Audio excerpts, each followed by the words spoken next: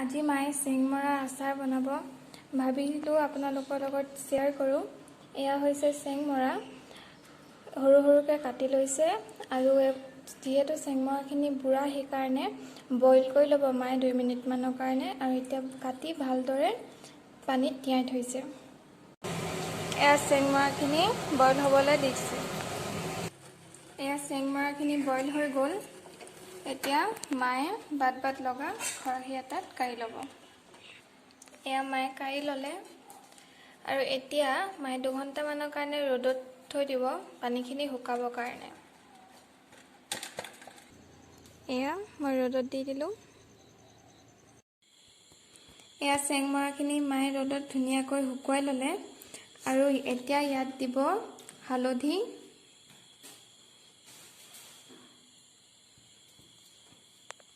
আৰু দিব নিমখ। এয়া মায়ে মছলা পিচি লৈছিলে, এতিয়া ইয়াত দি দিব।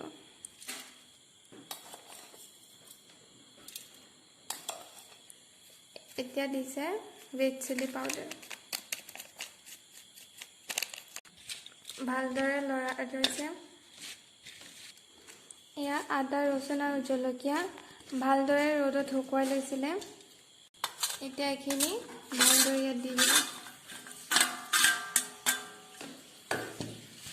আৰু এতিয়া ভালদৰে মিক্স কৰি ল'ব।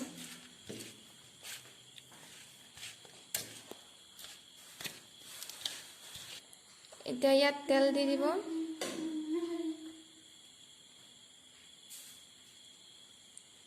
আৰু তেল দি ভালদৰে মিক্স কৰি ল'ব।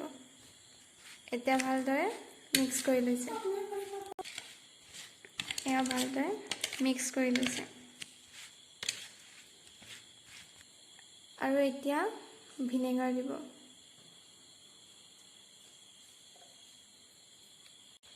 এতিয়া ভালদৰে লৰাই লৈ 2 ঘণ্টামানৰ কাৰণে ৰ'দত শুকুৱাই ল'ব। তাৰ পাছতে আমাৰ চেংমৰা আচাৰ হৈ গ'ল। এয়া আমাৰ চেংমৰা আচাৰ ৰেডি হৈ গ'ল। আপোনালোকে প্লিজ ট্ৰাই কৰি চাব আৰু কেনেকুৱা লাগিলে কমেণ্ট কৰি জনাবলৈ নাপাহৰিব।